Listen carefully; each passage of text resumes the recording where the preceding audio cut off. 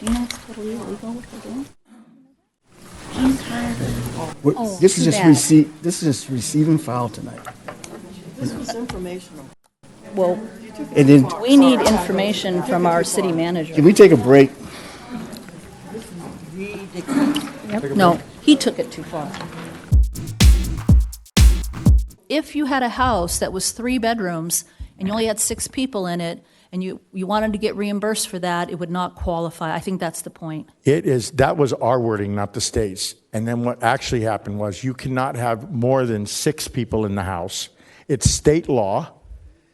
That's something that I tried to do to save some money and squeeze things in, and we were informed that state law says that you can only have 6 people in a house, and that's a fact, whether it's a group home, whether it's a sober living house, no matter what it is, something like that, you can only have 6 people in that house. Once again, this is transitional housing. This is not permanent housing. Well, I have read the grant, and I have gone on their website, and that is a condition of the grant. It must be 4 bedrooms and have 8 people, 3 houses with 8 people each, 2 for men and 1 for women. So it's 4 houses. It's 2 female houses and it's 2 male houses. And I don't want to argue with you, Mayor. I don't want to have a difference of opinion with you.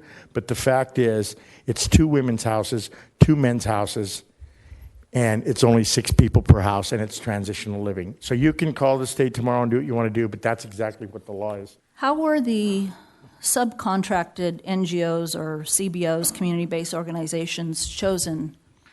So because of the success of this program, I chose programs and people that are experienced and have success in this type of situations. North Shore Community Church has been dealing with incarcerated people through the jails for over 30 years. They have a very successful process that they use, and especially in vetting people if they actually want help. And they've been very successful with that, and they've been doing it for about 34 years now. They're very good with interviewing and vetting people in the jail and then helping them navigate. Their only job, as well as mine, is to vet the people, and then once we figure out what their vetting is, they're turned over to Step Up on Second or Salvation Army. I'm telling you that this perception that all these people are going to be living in here, I'm telling you to your faces, that's not how it is. So, and I am very responsible with my duties at the city. Just so everybody knows, I've never missed a day of work. I've never taken a sick day. I work on my days off picking up trash because I care. So the bottom line is, and I've been doing this a long time, I wrote this program up to be successful for the people entering it and the city as a whole. Okay. You say what's going to happen after the 3 years when the grant runs out? Well, I'm telling you right now, by the time we're done, the state of California, and this is never going to go away, will not have a problem giving banning another. But the hope is that the recidivism stops, slows down some, which it should, okay? And these people won't be coming here. No matter what, because that jail's in your backyard, we're always going to have this problem. It's better for us to stay ahead of it than be behind it. Okay, I'm sorry, go ahead. Okay, I have more questions. Okay. Please do not get off track.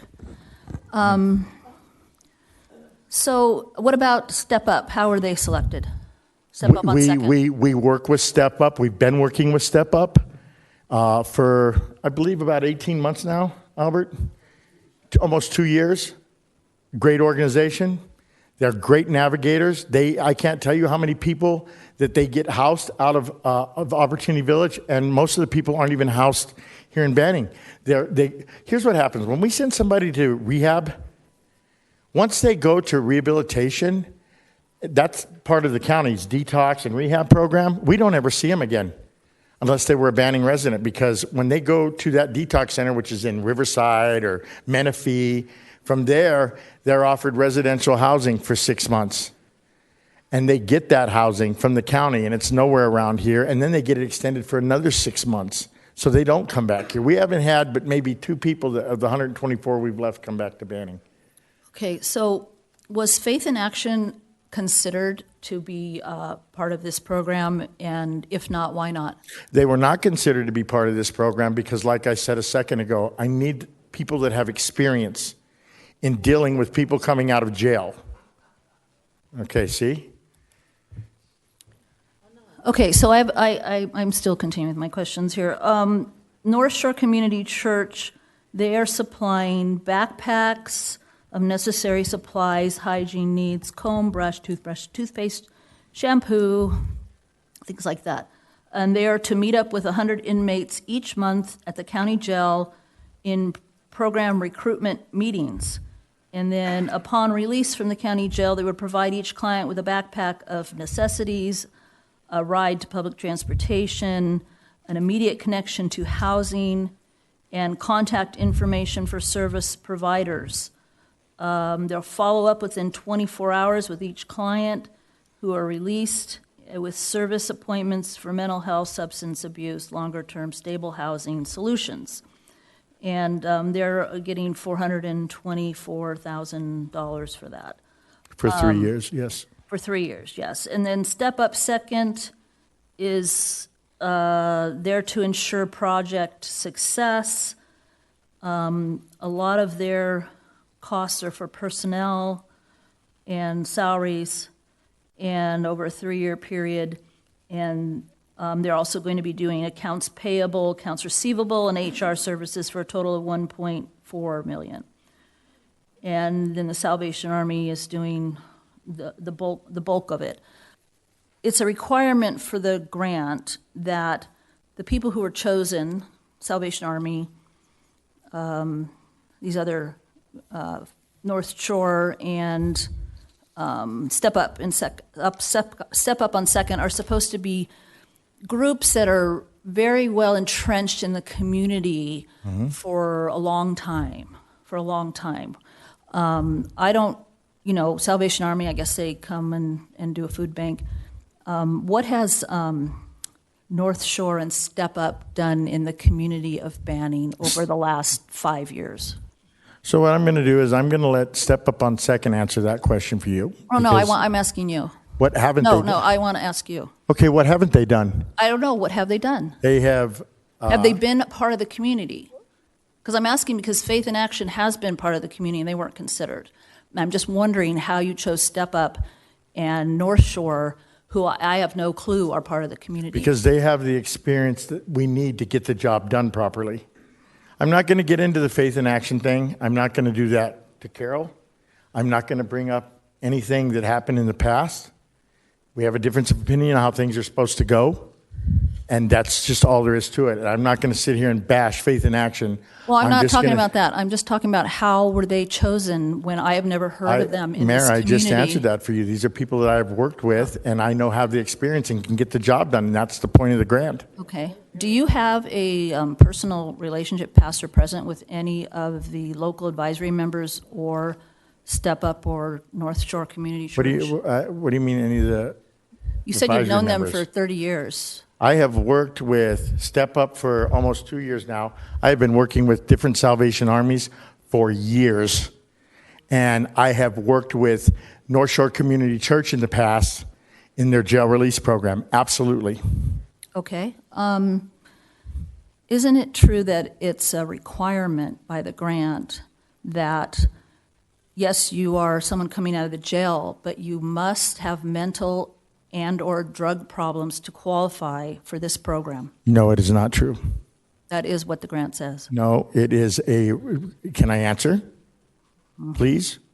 Mm-hmm. It is a grant to reduce recidivism and supply the proper services that these people need. If they need the services are there. So this says it's the target population is adults who have been arrested, charged with, or convicted of a criminal offense and with a history of mental health issues or substance use disorders.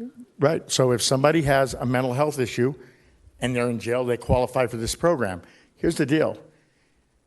We wrote the grant based off of what we wrote our submission for the grant based off what the state was looking for. So all I can answer for you that is the state, what we wrote aligned with what they wanted more than any other city did. And they chose us as the number one seat out of all the cities we got. And that is something that this entire community should be proud of. We got the #1 grant position But it because is a requirement that they have mental and/or drug problems, or Mayor, they cannot go into this housing or this program. They must have those first, along with being a convict. No, Mayor, I'm sorry. Yes, they are. So are you going to let me Next finish? question? No, because you're I can denying tell you it. something. I'm not going to sit here and be grilled like this. I'm answering the question, okay? And I feel like I'm being bullied right now. I'm giving her the answers. Yeah. I'm telling you what it is. And I'm you're telling you me that you are incorrect. So- I have read the grant. Okay, Hey, let's take a deep breath. Let's go on to the next question. Next question. the grant was approved as it was written. Okay. Is there a condition that the people that are qualified for this program must reside in Banning to qualify? There is not. So they can come from anywhere, correct? They're being brought here from everywhere. Right, okay. That's part of our problem. Were two meetings held on May 30th and May 28th, 2024, in person at Banning City Hall and via online, with the meeting noticed and open to the public, and where all invitees agreed to serve on the local advisory committee and to commit 12 months and to meet monthly? I can find no record of either of those meetings. Well, so I'm going to go ahead and answer that for question for you. We haven't had any meetings yet.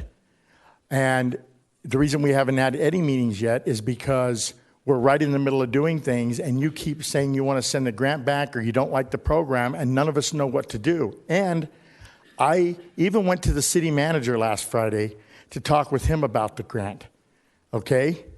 And I will tell you what I was told. I was told that whatever you guys want is what he's going to do, okay? And I can appreciate that that's his job. I don't necessarily have to agree with it, but he has to do what he has to do.